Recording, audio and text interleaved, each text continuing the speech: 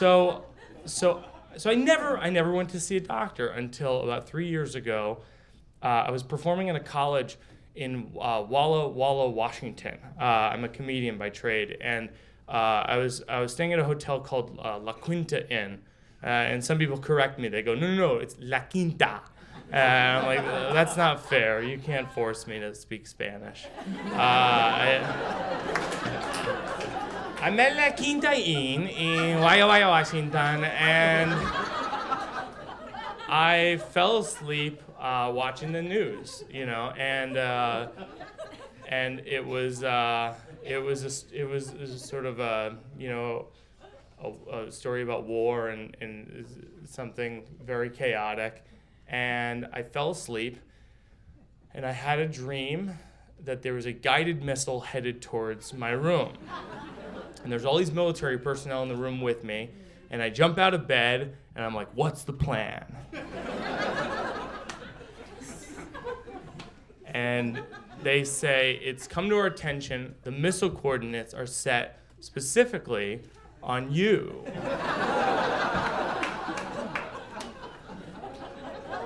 And I thought, that's very bad. Because, I don't have a plan for that one.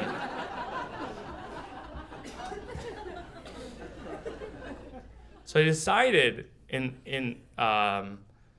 to jump out the window in my dream, and as it turns out, in my life. And there are two important details. One, I was on the second floor of La Quinta Inn, and two, the window was closed. So I jumped through a window like the Hulk.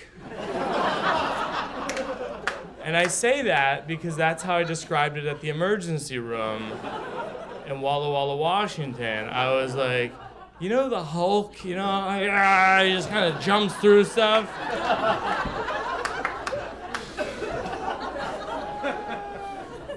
So I jump through the window and I scream, ah! And what was remarkable is that people with this disorder are capable of doing things they couldn't do in their everyday life. It's like blacking out drinking, where you don't feel any pain or inhibition.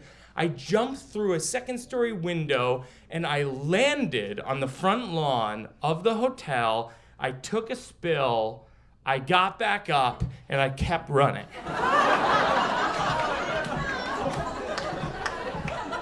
And I'm running, and I'm slowly realizing I'm on the front lawn of La Quinta Inn in Walla Walla, Washington, in my underwear, bleeding. And I'm like, oh no. And it was one of those rare moments in your life where in retrospect you're like, what the hell? And at the time you're like, I guess I'll walk to the front desk and explain what happened.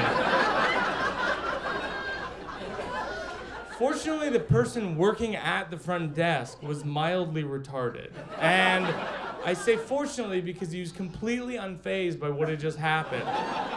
It's 3 a.m. The phones are ringing off the hook from people staying at the hotel who just saw the guy jump out the window screaming. I'm bleeding in my underwear, and I say, hello. Because as it turns out, you have to start somewhere.